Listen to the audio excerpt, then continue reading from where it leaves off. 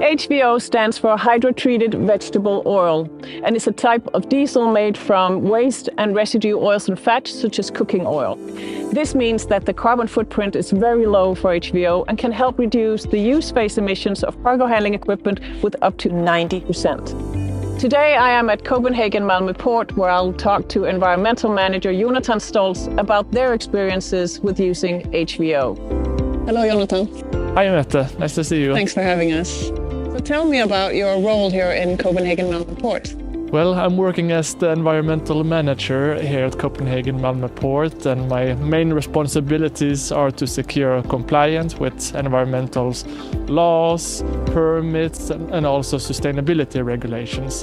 I'm also working with management of CMP's overarching environmental goal and strategy. So what are your climate targets? CMP aims to become one of the most sustainable ports in the world.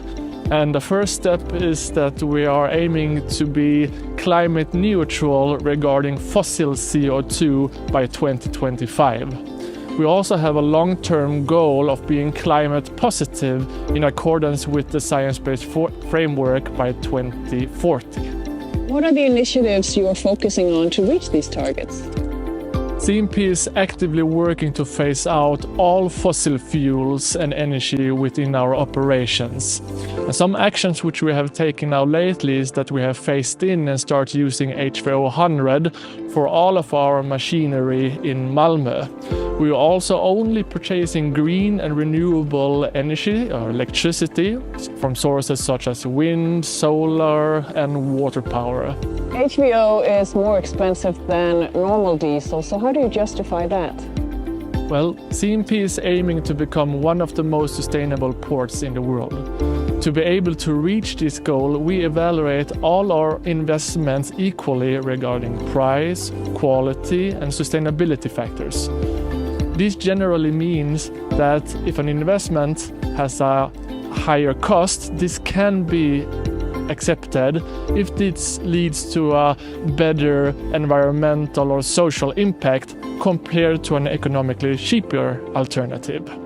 So what are the actual CO2 reducing effects of using HVO?